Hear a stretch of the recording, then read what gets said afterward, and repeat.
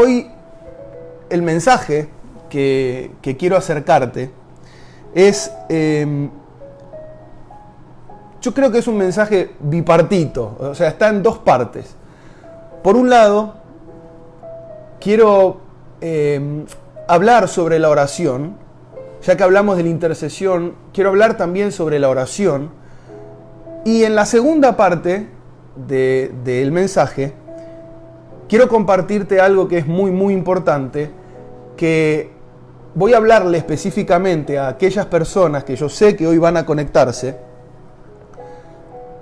que por algún motivo en particular decidieron dejar de servir en la iglesia y dejar su ministerio. ¿Sí? Así que de esas dos maneras voy a partir el mensaje, entiendo es lo que Dios quiere hacer.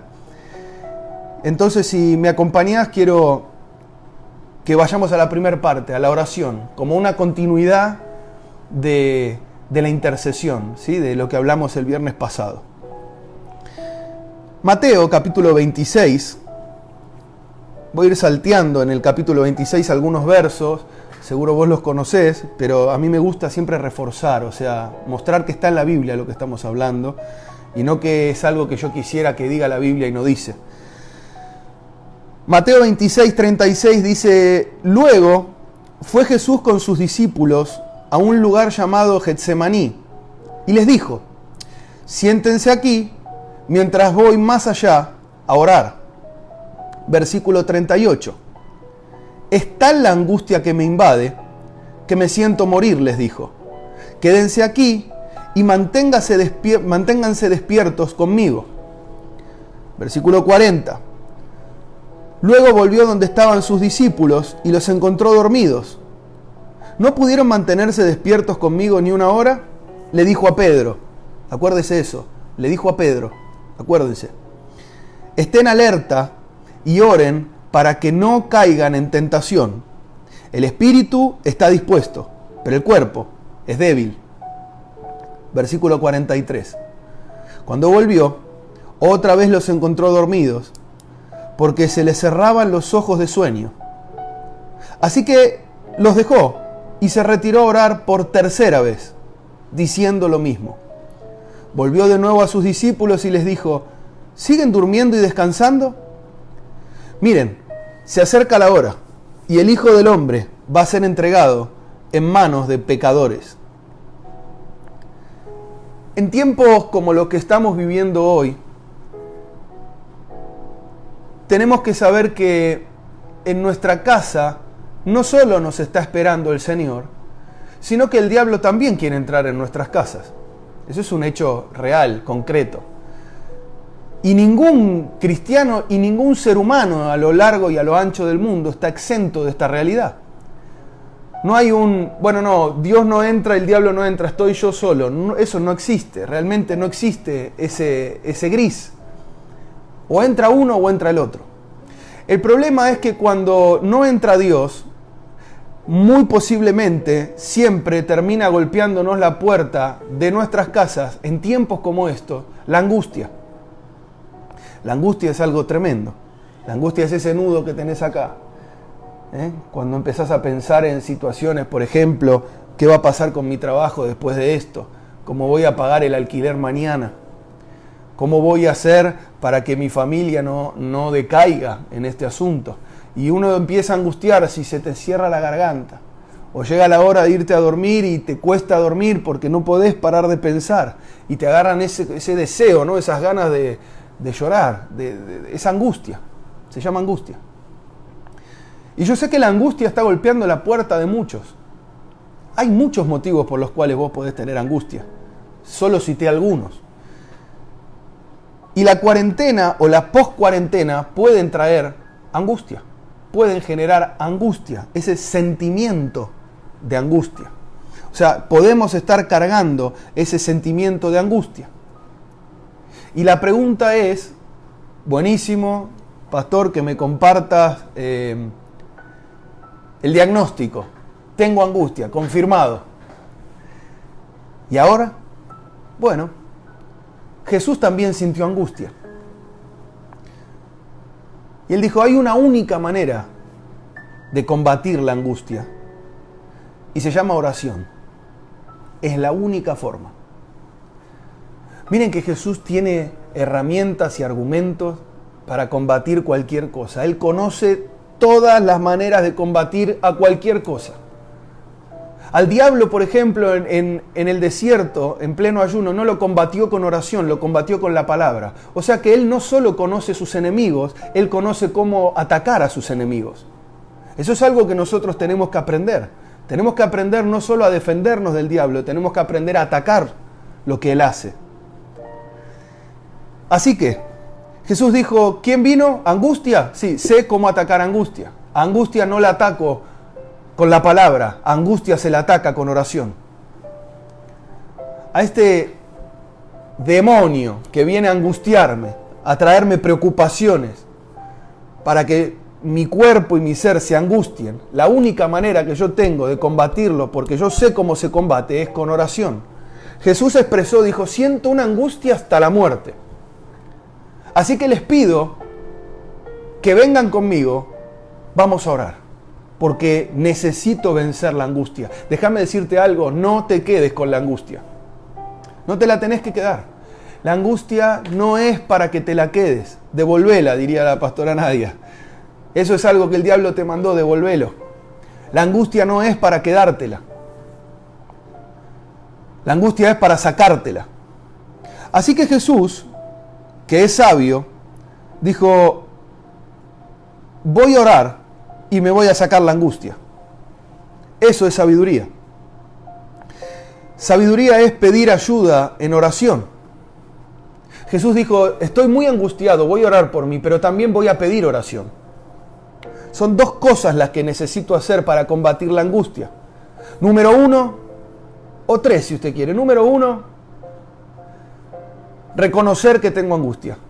Número 2, saber cuál es la solución, que es orar y decidirme a orar para echar la angustia de mi vida. Y número 3, pedir oración. Jesús podría haber orado solo. De hecho, él oraba solo. A lo largo de toda la Escritura vamos a encontrar que él acostumbra a orar solo. Pero cuando de angustia se trata, él no ora solo. Él pide también oración. Jesús sabe cómo atacar la angustia y yo quiero enseñarte a atacar la angustia tal cual como él lo hizo. Si vos tenés angustias y sentís todo esto que yo te decía al principio, lo que te pido es que te decidas a orar hasta que esa angustia se vaya. Y lo que te pido es que le escribas a ese líder de Casa de Luz que tenés, me escribas a mí, le escribas a Nadia, que nos escribas y pidas oración si estás luchando con la angustia. Esa es la manera de combatir la angustia. Yo entiendo que hay un montón de otras opciones, que vos podrías prender una película que dure 50 horas, engancharte con una serie que pase capítulo para no pensar, pero la angustia está ahí. Que vos no pienses un rato en esa angustia no quiere decir que la angustia se fue. La angustia hay que sacarla de raíz. Y se la saca con oración y pidiendo ayuda en oración. ¿Sí? ¿Puedes decir amén? ¿Puedes escribir amén? Dar así, apretar esos loguitos tan lindos. El corazón ese que más me gusta, pero el ok es maravilloso. Esa es la manera de combatir la angustia. Ahora, hay algo interesante que yo encontré respecto de este texto, y es que en un momento Jesús dijo que estén despiertos conmigo. De manera que cuando Jesús dijo estén despiertos conmigo, Él lo que nos está diciendo es que cuando nosotros estamos orando, realmente es cuando estamos en la misma línea que Él, es cuando estamos lado a lado con Él, es cuando estamos compartiendo con Él. No te olvides que Jesús, por ejemplo, todavía está intercediendo a la diestra del Padre por nosotros. Él sigue en esa actitud. Pero en este caso Él dijo, si ustedes quieren estar conmigo, tienen que estar orando. Estén conmigo, despiertos conmigo. Un cristiano que ora es un cristiano que está despierto, que no se deja sorprender por las situaciones. Es un cristiano que no está durmiendo y las cosas pasaron y no se enteró. Es un cristiano que está activo. Y Jesús dijo, estén despiertos conmigo. La manera de estar con Él es orando. Qué sencillo, ¿no? Qué sencillo. Es interesante que cuando Él volvió, Él dice, y los encontró dormidos. O sea que el Señor los tuvo que buscar porque no los encontró en la línea de la oración. Los tuvo que buscar y los encontró que estaban dormidos. No estaban con Él. Estaban dormidos, estaban en otra línea. Yo quiero que vos entiendas hoy, necesitamos como iglesia entender que en este tiempo tan particular, Jesús nos espera para estar con Él en la línea de oración. Este es un tiempo donde hay que aprender esto. No para que cuando salgamos de la cuarentena olvidarlo. Es para aprenderlo hoy y seguir poniéndolo en práctica mañana. Pero esto es como que estamos en la escuela ahora para aprenderlo. Él nos espera en la línea de oración. Estamos con Él realmente cuando estamos en la línea de oración. Que Él no nos tenga que buscar porque no estamos con Él y que nos encuentre dormidos sin orar. Viendo cómo todo esto nos pega sin hacer nada. Wow, pasó todo eso. Wow, sigue muriendo gente. Wow, la gente no tiene trabajo. Wow, ahora me empezó a afectar a mí. Bueno, duermo a ver si mágicamente todo se resuelve. No funciona así. No funciona así. Él nos espera en la línea de oración. En este punto de la línea de oración, yo quiero ser enfático porque la Biblia es enfática. Y yo no puedo decir algo distinto a lo que la Biblia dice. Y respecto de la oración, Jesús dijo que la manera de resistir la tentación es oración. Lo leímos recién. Pero lo interesante es que estableció también un piso de tiempo. El piso de tiempo era 1 hora. Pastor, lo importante es la calidad de la oración, no el tiempo. Bueno, ese es el mejor argumento que el diablo usó durante muchísimos años para que la gente ore poco. Ese es un argumento que se levanta contra el conocimiento de Cristo. Eso es un argumento. No, el Señor prefiere calidad que cantidad. No es cierto, el Señor prefiere las dos. Prefiere calidad, sí, y prefiere cantidad también. El piso que les estableció fue de 1 hora. Si no podemos orar 1 hora al día, no somos lo suficientemente fuertes en el cuerpo como para soportar la tentación. Y lo interesante es que esto se lo dijo a Pedro. Y no era el único que estaba ahí, pero se lo dijo a Pedro. Se lo dijo al Pedro que él le había dicho, el diablo te está buscando para zarandearte. Y yo estoy orando que no te falte la fe. Y estoy orando yo por vos, porque a vos te veo orar poco, Pedro. Y yo sé que el diablo te busca para zarandearte. También sé que sos débil. Y por eso te pido que ores lo menos 1 hora para poder soportar el zarandeo. Para que después de este zarandeo solo quede lo bueno. Eso es la zaranda, ¿no? El mover así y que queda arriba lo que hay que lo bueno, digamos, y abajo cayó lo que no es, o al revés, depende del caso. A Pedro le dijo, 1 hora, Pedro, yo conozco tu debilidad. Yo sé que si no oras me vas a negar. Yo sé que el diablo te va a sacudir y va a llevarse su cometido si no te encuentra orando 1 hora.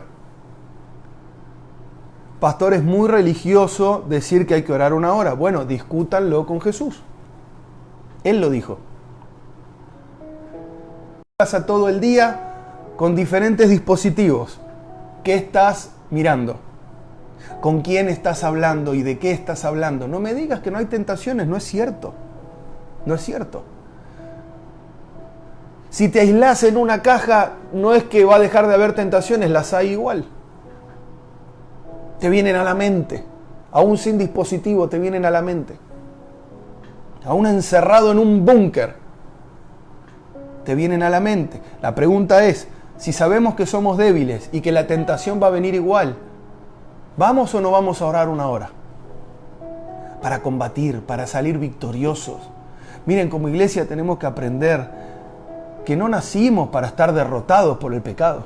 Cristo venció el pecado, podemos vencerlo nosotros también. Cristo venció la tentación, podemos vencerla nosotros también. Jesús, pastor, usted dijo que Jesús resistió la tentación del diablo con la palabra. Sí, pero estaba ayunando y orando. No te olvides. El contexto era de ayuno, de búsqueda. Porque usted no puede resistir la tentación si no ora, si no está en una búsqueda profunda. ¿Sí? Ok. Ahora, así como te hablo de tiempos, te digo 1 hora para resistir la tentación, el piso,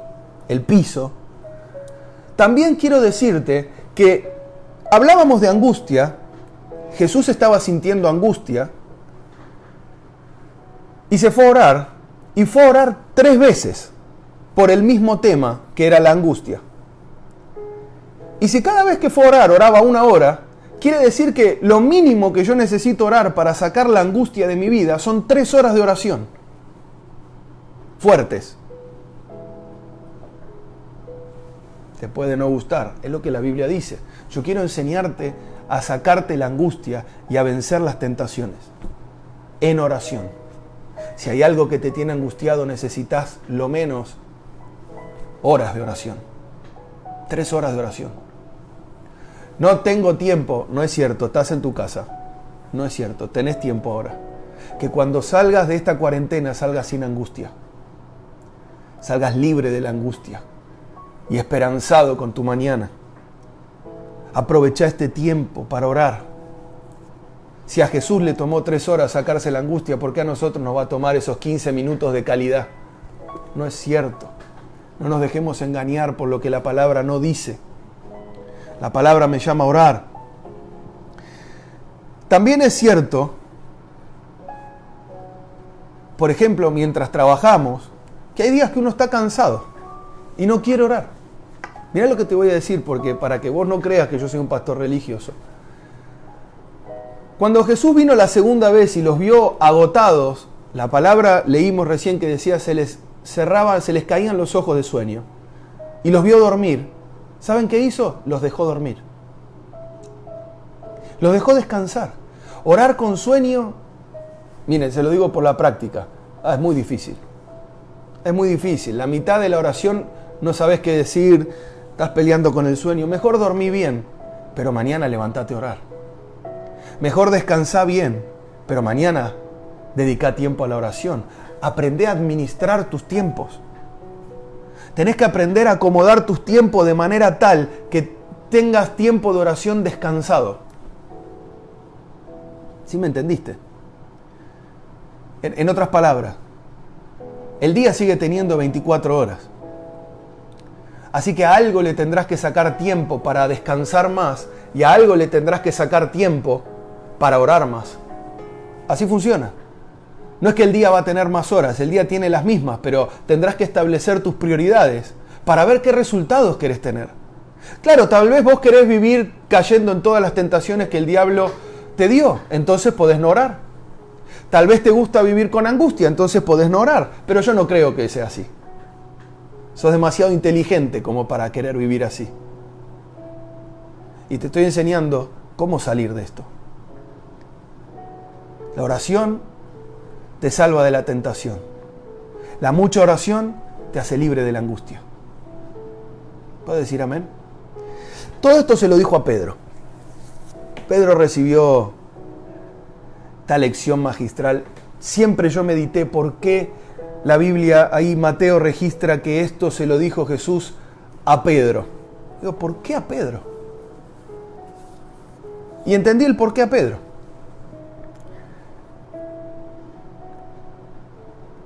Pedro,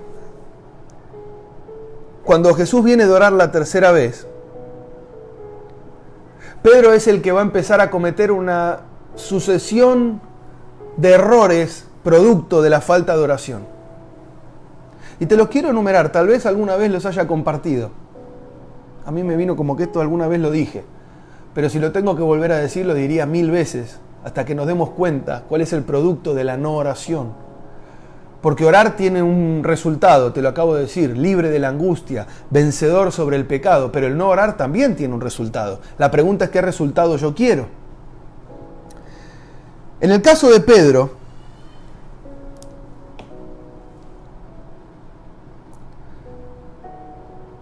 Pedro no entendió cuando Jesús le dijo, ahí me vienen a buscar, que lo que estaba por pasar era la voluntad de Dios. cuando no oramos, nunca entendemos que aún cosas que pudieran ser malas a la vista o incómodas en nuestro corazón, pueden ser plan de Dios para nuestra vida. Pedro está viendo cómo a Jesús lo que le va a pasar no está bueno. Sin embargo, la voluntad de Dios era esa. Pero como Pedro no ora, Pedro no entiende.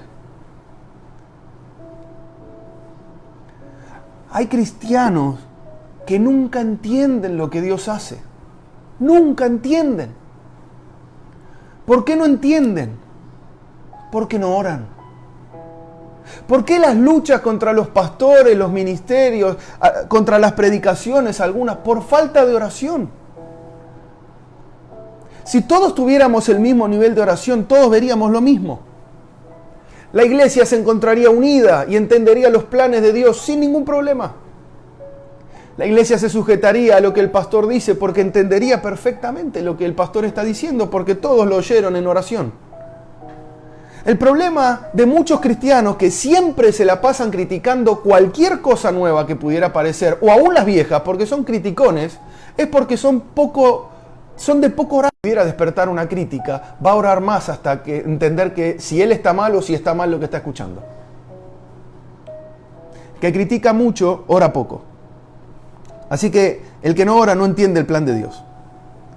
El que no ora lastima. Lastima con sus decisiones. Sus decisiones no están basadas en la oración, sino en lo que sienten. Y terminan lastimando. Pedro sacó la espada y cortó una oreja. Por no orar. ¿Por qué Jesús se lo dijo a Pedro? Porque vio lo que Pedro iba a hacer. Vio lo que Pedro es capaz de hacer sin orar. Pedro sin orar es capaz de lastimar a alguien con sus decisiones impulsivas. Pedro sacó la espada y lastimó. Actuó sin oración. Y cuando actuamos sin oración, lastimamos.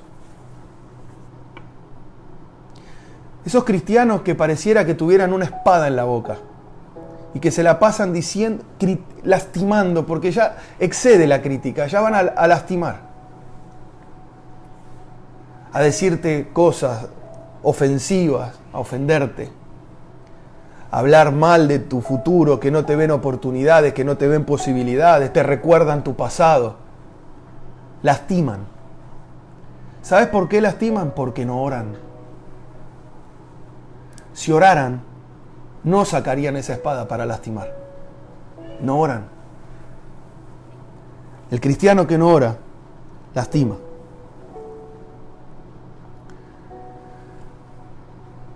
Ese fue el segundo, ¿no? Sí. Tercero, el cristiano que no ora termina negando su fe. Fue Pedro el que negó a Jesús 3 veces por no orar. No pudo mantener su fe por falta de oración. ¿Sabes por qué no pudiste mantenerte firme en la iglesia? ¿Por qué no pudiste mantener firme tu fe en ese momento en que la presión de tus amistades o de tu entorno apretó? ¿Sabes por qué no pudiste mantener tu fe? Porque no tenías la oración suficiente. No habías orado lo suficiente. Si hubieras orado lo suficiente, y lo suficiente era 1 hora nada más de 24, es bastante poco, hubieras podido soportar esa tentación y esa presión. Pero cuando no podemos soportar la presión, no podemos mantener la fe, es porque no oramos. Ese sería el número 3. El que no ora no puede mantener su fe. No puede. No tenemos la fuerza suficiente para mantener una fe. Nuestra fe no es filosófica. Nuestra fe está basada en el principio espiritual de la oración. Nuestra fe es espiritual, no es una filosofía. Y como es espiritual nuestra fe, se sostiene espiritualmente. Es la oración la que sostiene la fe. ¿Cómo hago, pastor, para ser un cristiano más estable? Yo me veo que voy para allá, voy para acá, voy para arriba, voy para abajo, siempre termino cayendo. Es muy sencillo mantenerse firme. Hay que redoblar el tiempo de oración. Es fácil, créeme, es fácil. Es tan fácil como lo que te digo. Te lo digo por experiencia propia. Tan fácil como eso. Orar más. Cuarto. El cristiano que no ora, este es fuerte. Para el cristiano que no ora, el evangelio se le vuelve una fábula filosófica imposible de creer. No solo no puede mantener la fe, va más profundo cuando deja de orar. Todo esto del evangelio le termina pareciendo una filosofía, una fábula imposible de creer. Fíjense que Pedro es el mismo Pedro al que Jesús le dijo: Pedro, te digo a vos, tenés que orar 1 hora. Es el Pedro que cuando María le viene a anunciar que Jesús no estaba en la tumba, le pareció una ridiculez. Lo dice la Biblia. Dice que le pareció tonto. Una fábula. Mirá, yo he visto cristianos que venían a la iglesia, predicaban aún, salían a predicar con el Evangelio Cambia. Algunos oraban muy bien en la iglesia, predicaban muy bien en la calle, pero oraban muy poco en sus casas. Y hoy, cuando yo los miro en las redes sociales, porque quedó esa relación en la red social, si pudiéramos llamarle relación, ¿no? Que ya no los veo en la iglesia y miro sus redes sociales, veo cómo niegan, no solo niegan su fe, sino que han empezado a criticar eso que alguna vez para ellos fue fe. Y hoy les parece una fábula ridícula. Y se desviaron en una filosofía que los hace pensar que el evangelio es una filosofía ridícula. Y la única explicación no es que son malos, no es que la manera de pensar que tiene es distinta, no, es que no tienen oración. No han tenido oración suficiente en su casa. Predicaban bien en la calle, oraban bien en la iglesia, pero oraban poco en su casa. Y el resultado es que todo esto se les volvió una fantasía. Es nada. No solo no voy más a la iglesia, ahora voy a criticar todo lo que la iglesia hace porque me parece ridículo. Porque ya no tengo fe.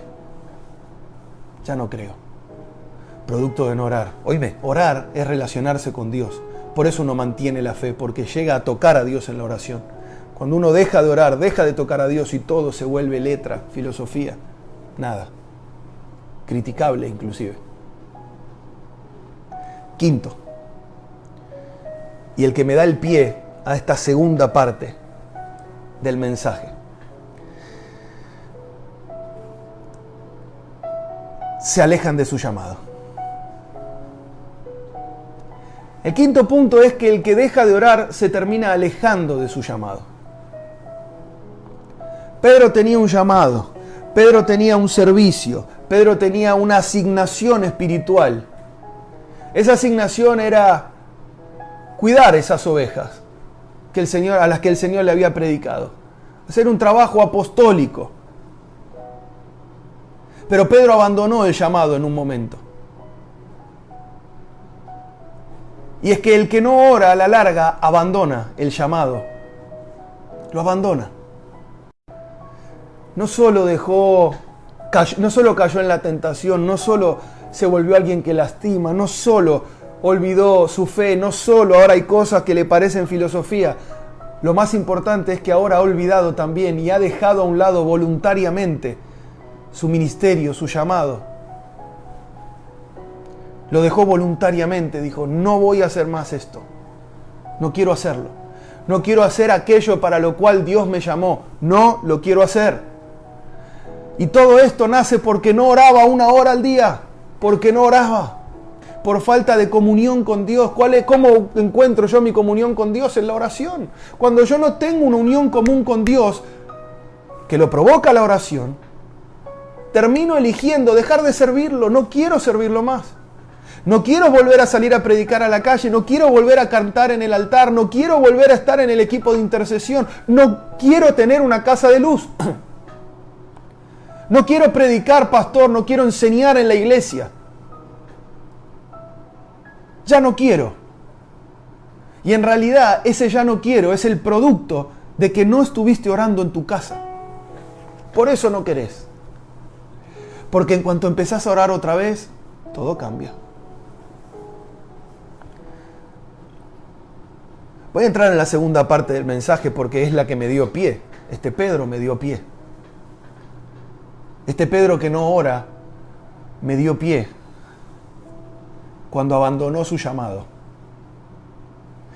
Dice la Biblia, y esto lo registra Juan, no Mateo. Juan capítulo 21, versículo 3. Me voy a pescar, dijo Simón Pedro. Nos vamos contigo, contestaron ellos. Salieron pues de allí y se embarcaron, pero esa noche no pescaron nada. Qué nocivo que puede ser alguien que no ora, porque no solo abandona él el ministerio, sino que impulsa a otros a abandonarlos también. ¡Wow! Eso me vino ahora. Qué nocivo. Pedro dijo, abandono el ministerio, ya no voy a predicar a Cristo. Un día Jesús me encontró y me dijo que me iba a ser pescador de hombres, pero hoy elijo volver a pescar pescado. No voy a predicar más. Ahora lo único que voy a hacer es dedicarme a mi negocio, pescar. De aquí en adelante lo único que voy a hacer es ganar plata. No vuelvo al ministerio, no me interesa el ministerio. Y no solo eso, voy a llevar a otros conmigo. Dijo, yo me voy. Iremos contigo. Y él no les dijo, no, ustedes sí tienen ministerio. Dijo, está bien, es cierto, vengan conmigo. ¿Saben qué? Vamos juntos. Dejemos esto. Abandonemos esto. Yo no digo que él los impulsó, pero él no se los negó. Le dijo, tienen razón, sí, vamos. Vámonos de la iglesia. Dejemos de servir en la iglesia. Basta. Abandonemos el ministerio. Y ni siquiera vamos a buscar otro. No busquemos ninguno. Dediquémonos a otra cosa, a nuestro negocio. A lo que sabemos hacer sin Dios. Es fuerte. Versículo 16. Este capítulo 21, léelo en tu casa, de Juan. El versículo 16 dice que después de que ellos, por supuesto, no pescaron nada, porque sin Dios no obtenemos nada. Cuando vos ya fuiste llamado, tenés que entender esto, cuando vos ya fuiste llamado, cuando vos tocaste a Dios, cuando entendiste que tenés un propósito, que tenés un fin, y decidís dejarlo y hacer lo que sabés hacer sin Él, nunca produce nada. No les produjo nada, y sí sabían pescar, no es que eran novatos en la pesca, sí sabían pescar. Pero no generaron nada. No les produjo absolutamente nada. Pero viene Jesús, da una palabra, se paran en la palabra que Jesús les dio y llenan las barcas. Así que dice la Biblia que después de que eso ocurre, Pedro, el mismo Pedro al que Jesús le dijo que tenía que orar, Pedro se tira del barco, nada hasta la costa porque reconoce que es Jesús y empiezan a desayunar. Separado o próximo a eso, la Biblia también relata que empieza este famoso texto ahí en el versículo 16 y dice, y volvió a preguntarle, Simón, hijo de Juan, ¿me amas? Sí, Señor, sabes que te quiero. Cuida mis ovejas. Esto pasó 3 veces. 3 veces viene esa conversación. Y en el versículo 21 y 22 dice, al verlo Pedro preguntó, Señor, ¿y este qué? Si quiero que él permanezca vivo hasta que yo vuelva, ¿a ti qué? Tú sígueme nomás. Eso pasó después de que Pedro le declara 3 veces, o 2 que lo ama, y una le dice, bueno, vos sabés.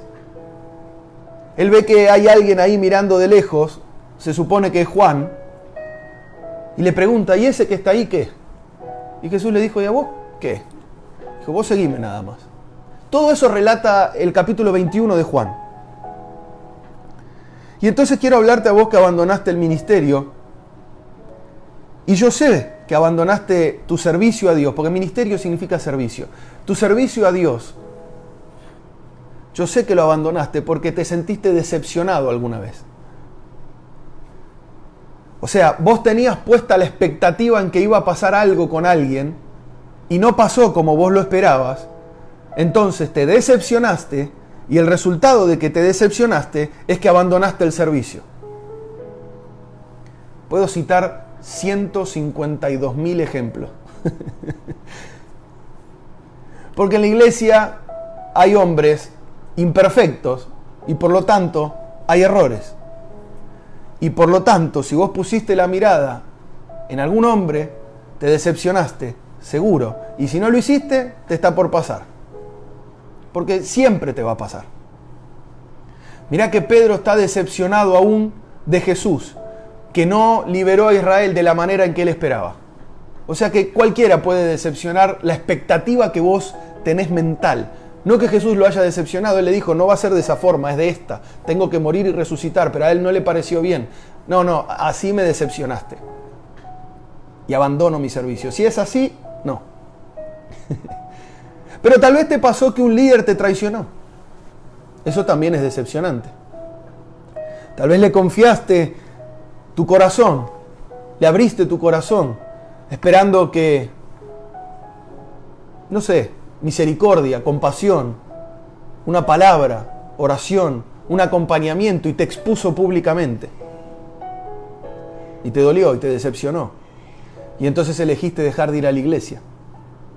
Tal vez lo que te pasó es que vos tenías una persona en la iglesia, un hermano, un líder, un pastor, que lo tenías como en estima y de repente viste algo en él que no cuadra con el evangelio.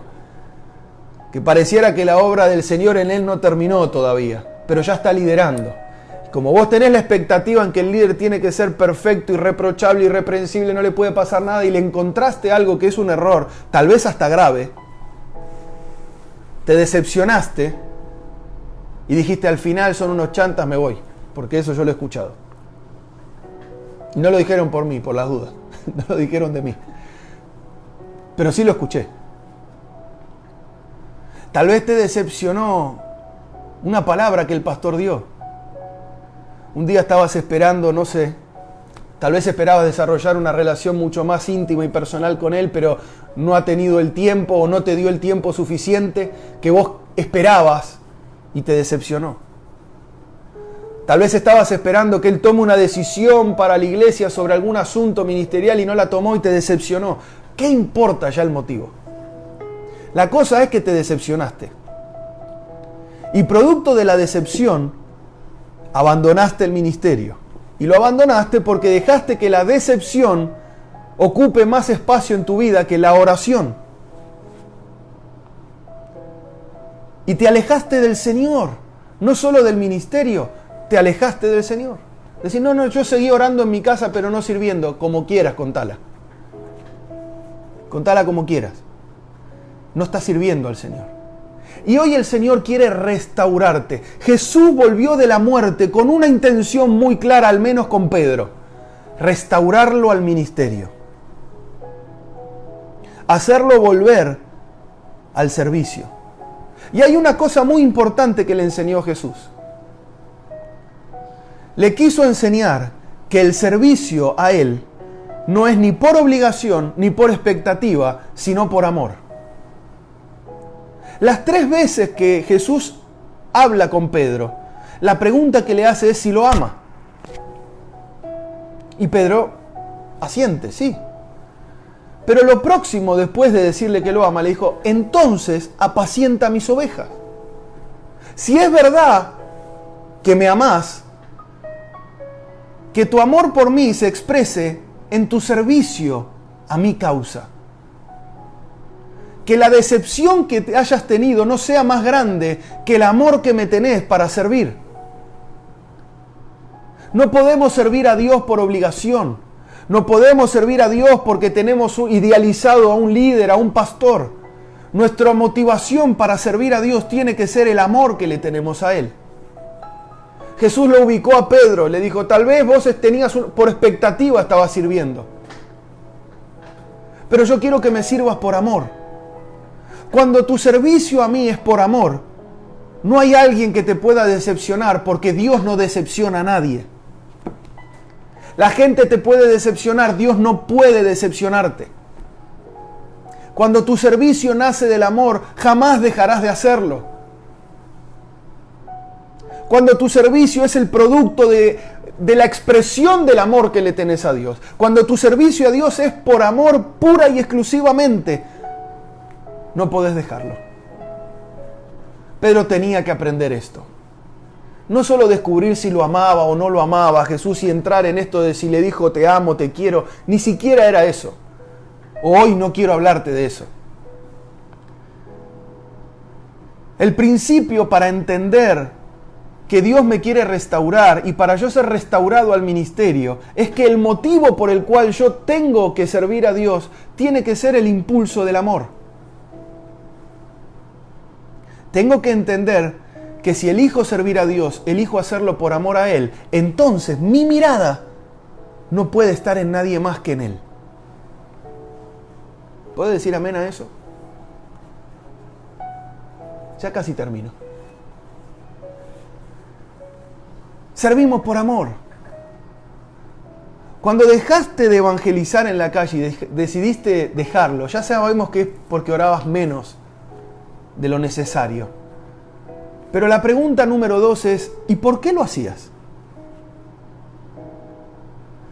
Porque si lo dejaste es porque lo que te impulsaba no era el amor, era algo más. No sé qué, yo no soy adivino, soy pastor.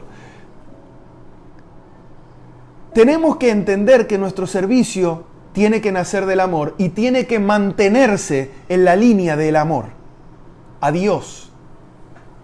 Sirvo por amor a Dios. Por lo tanto, cuando una persona me decepciona, me lastima, me hace algo, claro que afecta, pero iré a orar hasta sacarme la angustia, iré a orar para perdonar, iré a orar para que se me vaya ese mal sentimiento, porque como lo que hago lo hago por amor, no lo quiero dejar de hacer. Y no lo voy a dejar de hacer. Espero estar siendo claro, si no oro que el Espíritu Santo te lo muestre. Por último, porque esto es por último.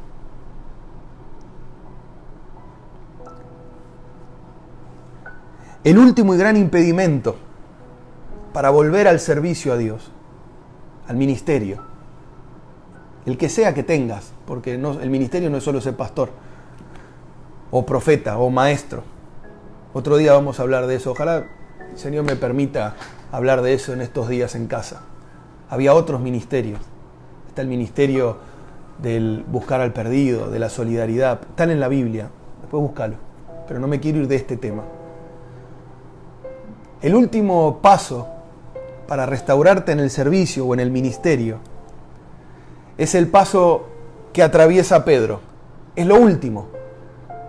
Y es que en un momento, mientras está teniendo esa conversación donde Jesús le está expresando que quiere restaurarlo al ministerio, que quiere atraerlo de nuevo al servicio por amor, Pedro está mirando cara a cara a Jesús, lo está escuchando, está hablando, se supone que entendiendo, aceptando lo que está diciendo, pero mientras lo mira a él, en un momento él se distrae y mira de costado y ve que está Juan.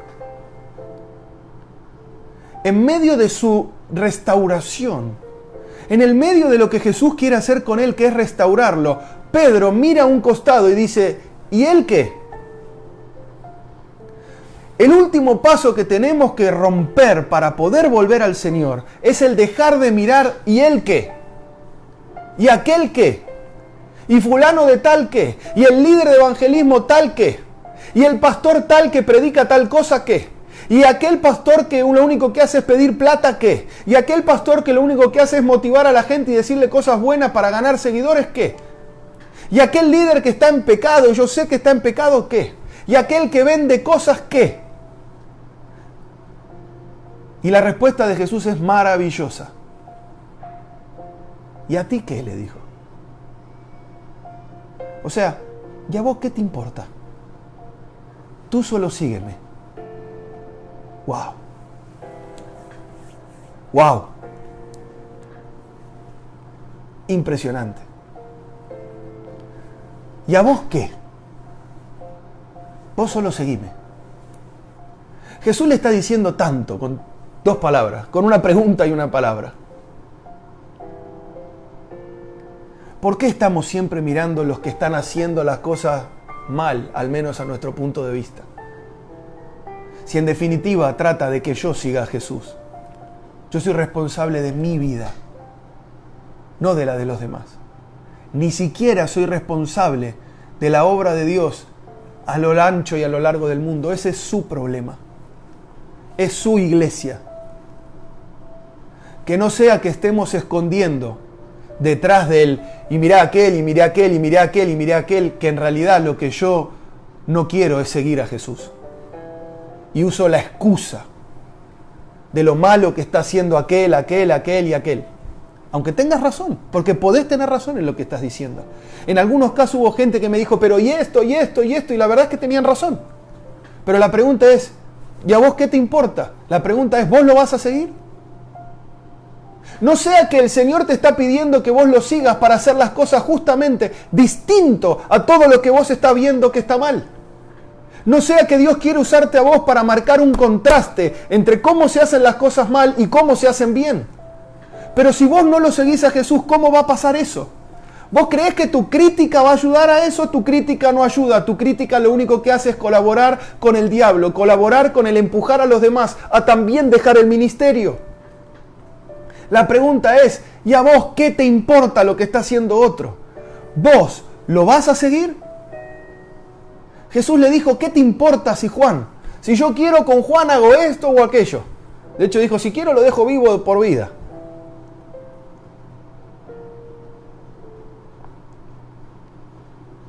Pero vos, ¿me vas a seguir? De hecho no fue una pregunta, él le hizo una afirmación. Vamos a estar claros en este asunto.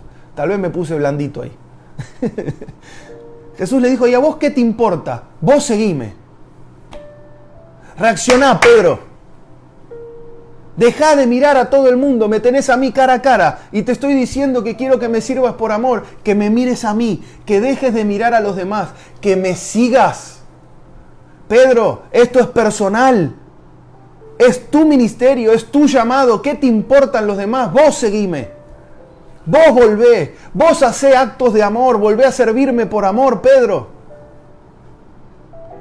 Recuperá tu tiempo de oración, volvé al ministerio, volvé a servirme por amor, pero esta vez que sea por amor, Pedro. Pero esta vez que sea que volvés al ministerio orando, pasando tiempo de oración en tu casa, no solo en la iglesia, sirviéndome en tu casa, no solo en la calle, en tu casa, Pedro. Y por amor a mí, dejando de mirar tanto lo que hacen los demás y empezando a seguirme solo a mí, Pedro, seguime a mí. Deja de mirar al resto. ¿Y a vos qué te importa lo que hace el resto? Vos seguime. Una clase magistral de Jesús para volver a alguien al ministerio. Y les digo algo, funcionó. No, tal vez Jesús fue muy duro con Pedro, no sé. Lo hizo volver, es lo que me interesa a mí.